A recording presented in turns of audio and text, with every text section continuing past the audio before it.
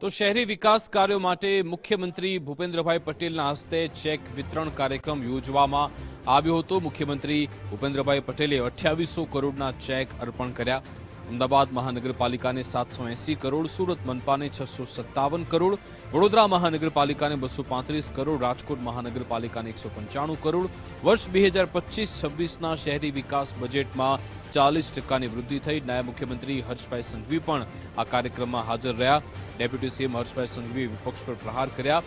તેમણે કહ્યું કે પહેલા પાણીના ટેન્કરો માટે લોકો ધક્કા ખાતા, ભાજપના શાસનકાળમાં ભાજપે સુવર્ણકાળ જોયો છે। કોમનવેલ્થ ગેમ્સનો શ્રેય ડેપ્યુટી સીએમ હર્ષભાઈ સંઘવીને જાય છે તેવું પણ સીએમએ નિવેદન આપ્યું। કહેવાયું કે નરેન્દ્રભાઈ છે ત્યાં સુધી વિકાસ માટે રૂપિયો નહીં ખૂટે, પાલિકાએ ગ્રાન્ટ વધારવાને બદલે જનતા પાછળ વાપરી। નગરપાલિકાઓમાં હજુ પણ ક્યાંક ને ક્યાંક તકલીફ છે। મહાનગરો હવે કરી રહ્યા છે કામ, પણ નગરપાલિકાઓ હજુ પણ કામ કરવામાં એમની પાસે પૈસા વપરાતા નથી અને પડ્યા રહેતા હોય છે। તો એનું આયોજન તમે સમયસર નહીં કરો તો એટલા તમે પાછળ પડતા જશો ને હવે પૈસામાં વધારો જ થતો જવાનો છે, રોજબરોજ ઘટવાના નથી પૈસા। કેમ શાંત થઈ ગયા પાછા? પૈસાનો વધારો થવાનો છે, ઘટવાના નથી। એટલે તમારે તમારી કેપેસિટી વધારવી જ પડે કે ભાઈ આ પૈસા વાપરવા માટેની કેપેસિટી વધારવી પડે। અને એ કેપેસિટી નહીં વધારો તો તમે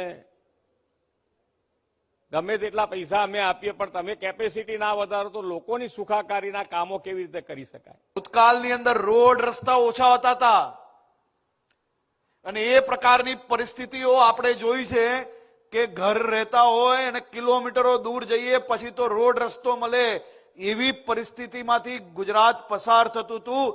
ભારતીય જનતા પાર્ટીની સરકાર આવી, નરેન્દ્રભાઈ મોદીનું શાસન આવ્યું પછી ગુજરાતે જે સુવર્ણકાલ જોયો અને એના પછી શહેરોની અંદર જે મહત્વના વિકાસોના કામ થયા તેના કારણે આજે આપણું ગુજરાત, આપણા ગુજરાતના શહેરોએ વિકાસની ગતિમાં દેશભરમાં આપણા અલગ અલગ શહેરો અલગ અલગ વેરિએશનની અંદર આપણે કોઈક શહેર સ્વચ્છતામાં નંબર 1 છે તો કોઈક શહેર પાણી ચોખ્ખું કરવામાં નંબર 1 છે, કોઈક શહેરે પોતાનું ગ્રીન કવર વધાર્યું એમાં નંબર 1 છે।